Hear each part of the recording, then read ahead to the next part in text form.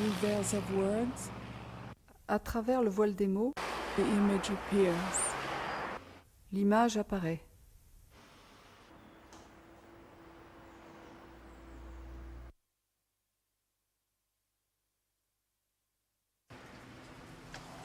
A vision, complete, Une vision mysterious. complète, mystérieuse.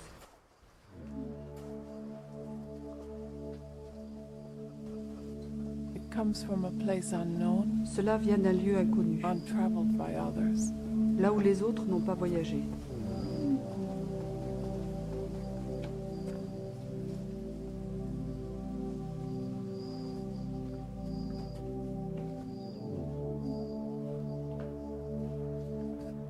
A place in the future, Une place dans le futur.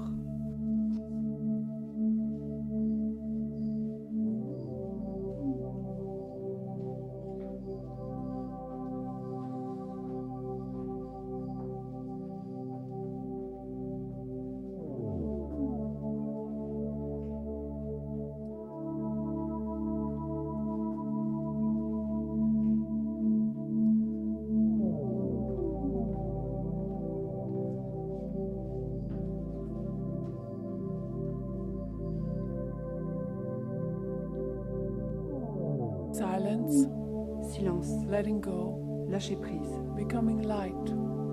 The mystery opens. Le mystère s'ouvre.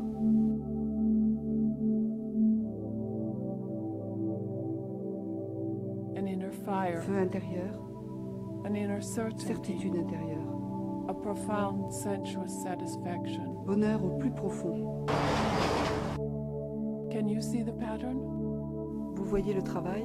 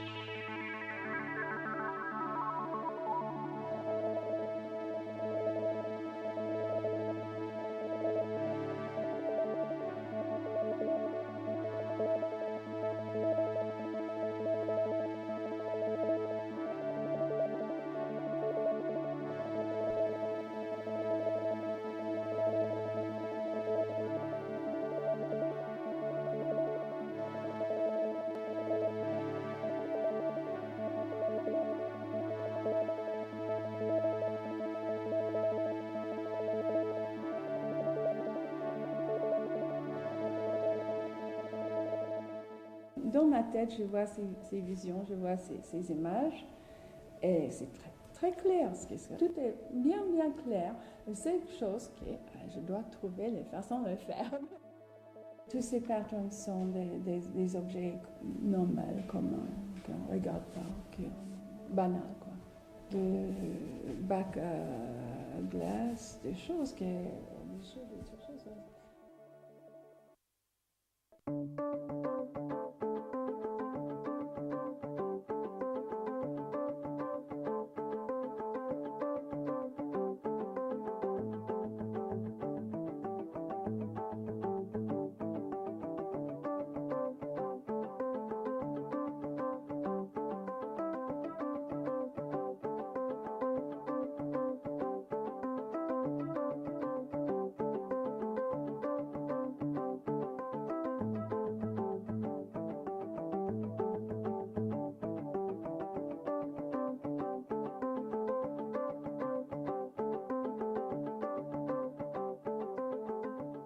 Voilà le scotch, le rouleau de scotch.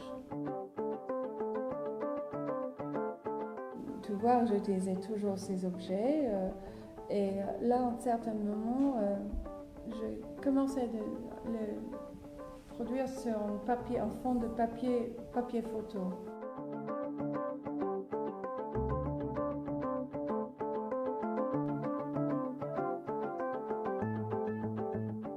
En regardant, on dit, tiens, c'est un langage ancien. C'était l'œuvre même qui me disait, regarde ce que tu as fait là. Tu as fait un langage comme il ressemble les hiéroglyphes, je l'appelais hiéroglyphes.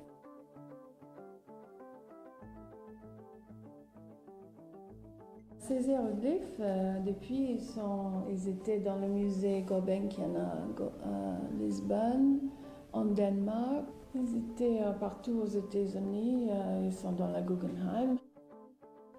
Et chaque fois, c'est différent parce que ça adapte à la pièce.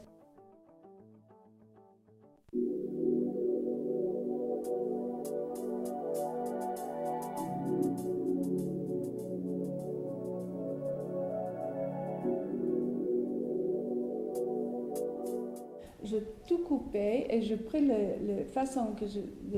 technique que je trouvais le plus simple, qui était de couvrir le toile avec un voile. Et tous ces carrés que je coupais de tous ces panneaux, je mis ensemble dans une installation.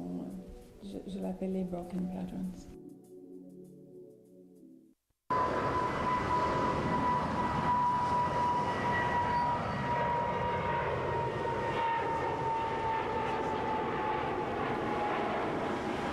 Oh, it's exciting. I think their enthusiasm and their inquisitiveness for us is wonderful because we can stand back and look at our own work with a really objective eye, in a really honest way. Sometimes when you're in the studio working continuously day after day after day, you get too much in the middle of it and you can't really stand back and look at it. And this is a wonderful way of doing that.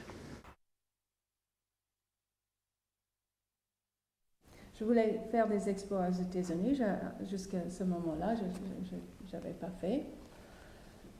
Alors, je disais, je vais faire une petite brochure qui montre des œuvres que je vais amener pour les expos.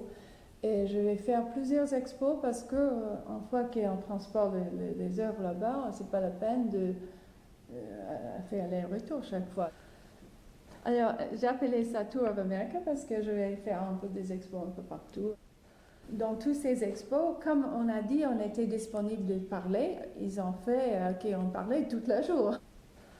On parlait tout le temps, hein. Alors, nous qui n'avions pas l'habitude de parler, c'était affreux. Mais bon, ok.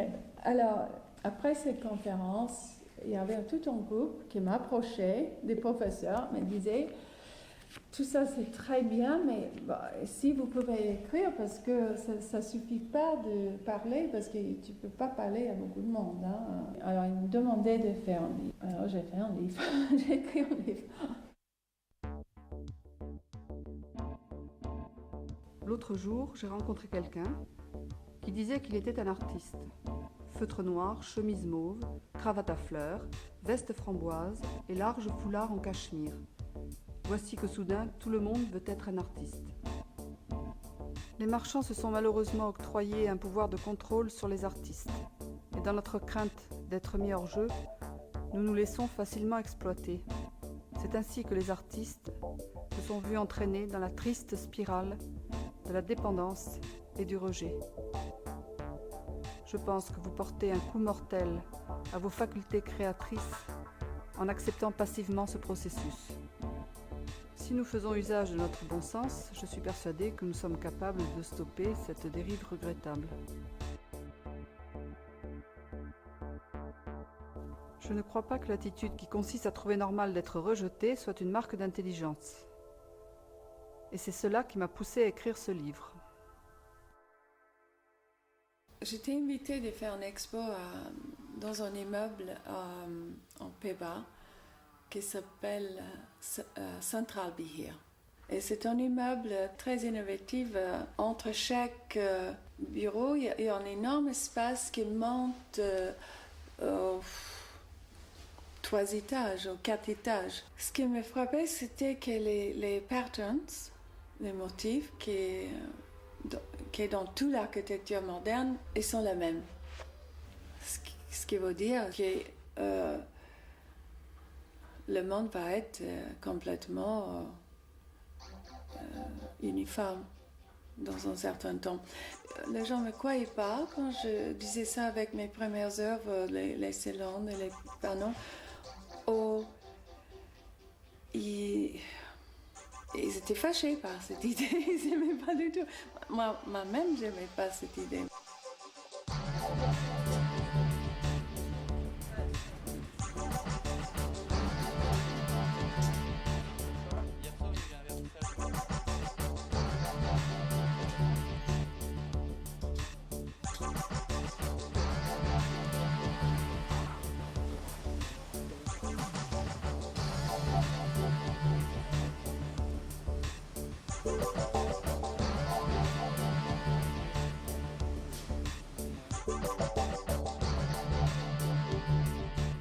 Oui, un paradoxe, parce qu'en fait, on visionne un monde qui est triste et quelque chose sort qui n'est pas triste du tout. Comme ça marche, je ne sais pas. Je ne sais pas. Tout à l'heure, c'est impeccable. Et...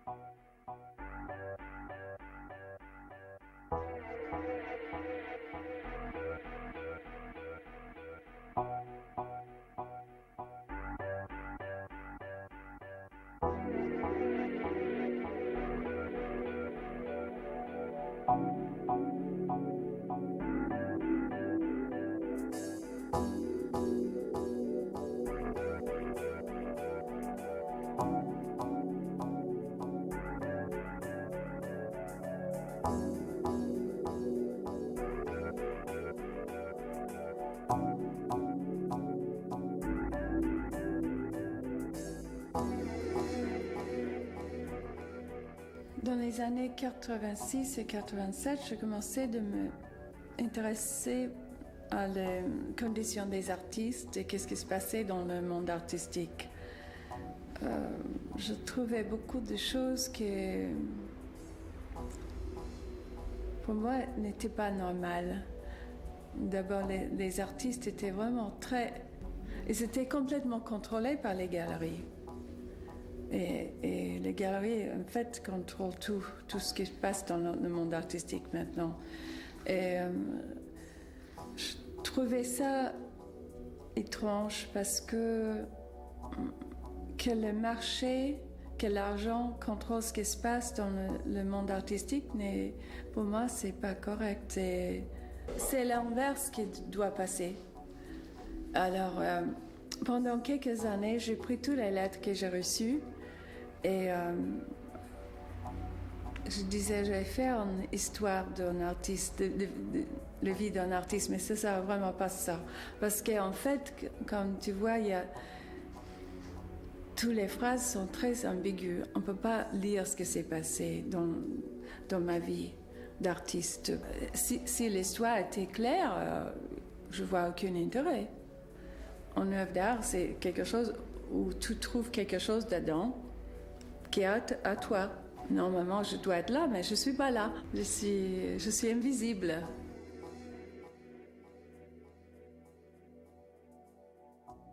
Les gens venaient souvent dans mon atelier parce que j'avais des collectionneurs à Milan qui achetaient régulièrement des choses.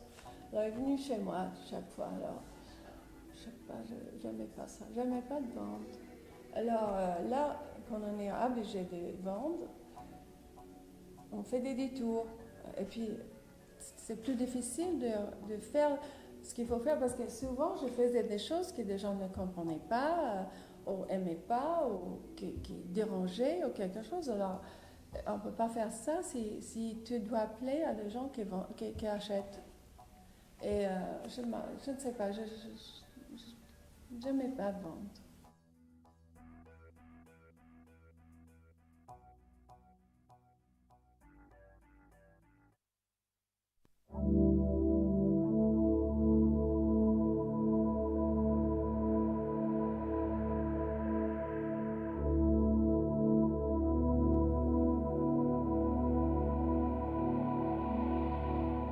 Oui, peut-être c'est un travail beaucoup plus personnel que les autres. Ça m'a touché moi personnellement. J'avais besoin de force. J'étais fatiguée après tous ces expos aux États-Unis et C'est drôle ce qui se passe dans un triangle équilatéral. Si tu te mets dans l'intérieur, au centre, on sent la force. C'est presque comme une vibration. On le sent physiquement qu'il y a quelque chose qui se passe là, qui est différente que tout ce que j'ai fait avant, qui était plutôt, peut-être plus concrète dans un certain sens, mais là, il y a quelque chose de mystique qui se passe que je ne savais pas. Hein.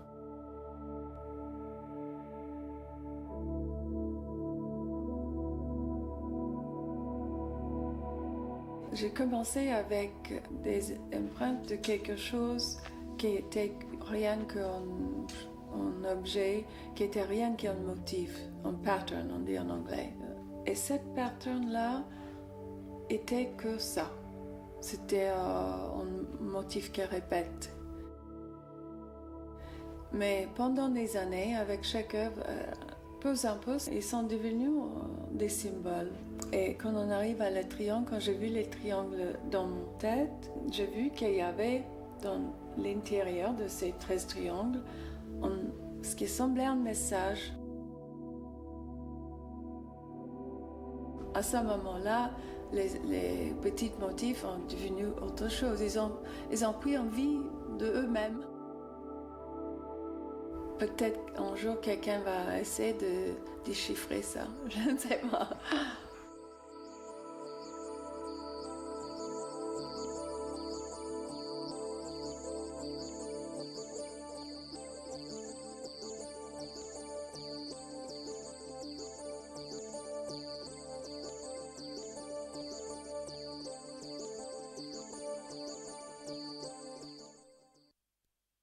J'ai fait énormément des expos pendant les années 80. Et à la fin de cette période, j'ai commencé de sentir mal à l'aise dans un expo, dans un vernissage. Je disais, qu'est-ce que j'ai fait ici? Qu'est-ce que ça veut dire? C'est vraiment ringard ça, ce qu'ils ont fait là, d'accrocher des choses et tout le monde vient, tout le monde dit, ah oui, c'est beau, qu'est-ce que ça veut dire?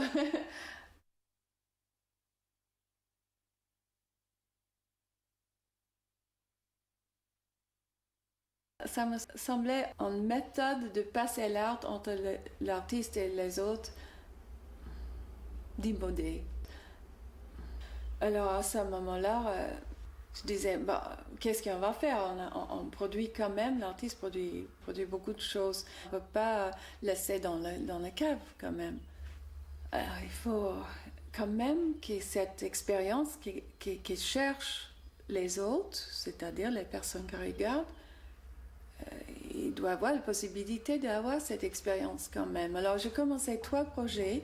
Le premier s'appelle Sans censure. C'était peut-être une continuation de mon livre Art Without Rejection, ou L'art sans rejet. Dans les musées où ces boîtes sont installées, c'est une installation permanente. Et tous les dossiers que le musée reçoit est mis dans ces boîtes. Et ces boîtes restent toujours ouvertes au public et où le public peut venir regarder tout sans faire une sélection. Alors, c'est-à-dire, ils ont enlevé le pouvoir de sélectionner pour cette installation. J'étais surpris qu'il y avait une musique qui ont accepté parce que ça prend quand même le courage. Hein? Alors, le second projet, ou la deuxième expérience, si vous voulez, pour voir si l'artiste peut être anonyme, c'est passé dans 3 musées aux États-Unis. Oui, les Imperceptible Icons étaient des dessins que j'ai faisais. Et je donnais à chaque musée 300, je pense, 380, quelque chose comme ça, beaucoup. Ils ont installé tout ça. Et puis, chaque personne qui visitait l'expo a pris un dessin et ils ont pris chez eux gratis, c'est-à-dire ils n'ont pas payé, c'était offert. Ça, c'était dans les petits musées, mais où la communauté est très, très liée à leur musée. Tu vois, c'est un endroit, c'est ce qui se passe beaucoup de choses parce que ça, c'est leur musée à eux et ça ça touchait pas, peut-être pas 10 000 personnes, mais c'est pas important parce que les gens qui sont participés, ça a changé leurs idées de qu'est-ce que c'est l'art contemporain et qu'est-ce qu'on fait avec.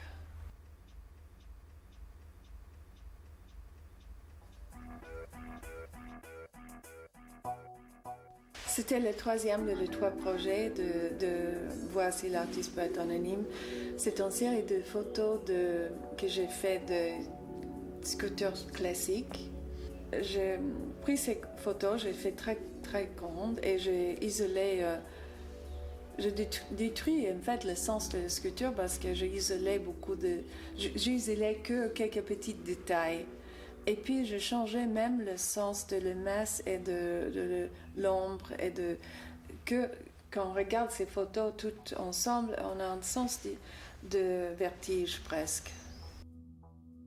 Ces photos, ça dit que la sculpture classique n'a plus la même valeur qu'il avait avant, que c'est un art qui est en train de mourir, si on va aller vraiment jusqu'au bout.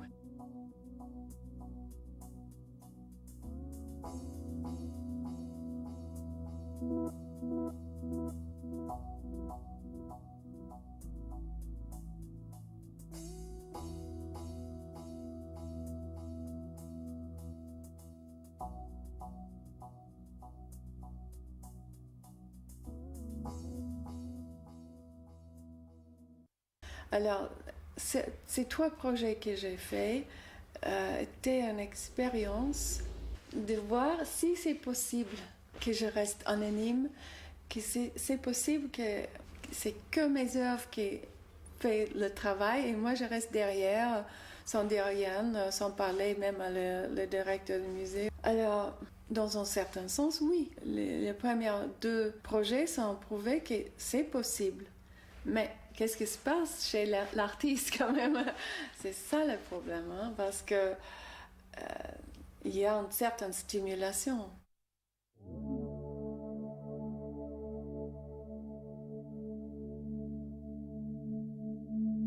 Ce contact avec le public te donne une stimulation qui est peut être mauvais, mais ça peut être aussi bon, ça peut créer quelque chose de bien. Alors, est-ce qu'un artiste peut trouver cette stimulation autrement? Je ne sais pas, sans faire les expos, sans être dans le public, est-ce que cette expérience d'aller vendre vos œuvres ou faire des expos est nécessaire? Voilà la question, et je ne sais pas de réponse. Pas encore, de toute façon. Ce que je cherche, c'est d'être la tranquillité, parce que de faire une œuvre qui est forte, il faut être tranquille, il faut être seul. On ne peut pas être... et on ne peut pas écouter les autres. Il faut écouter personne, sauf qu'on voit ce qu'il y en a dedans, rien d'autre. Et pour faire ça, alors la stimulation devient de où?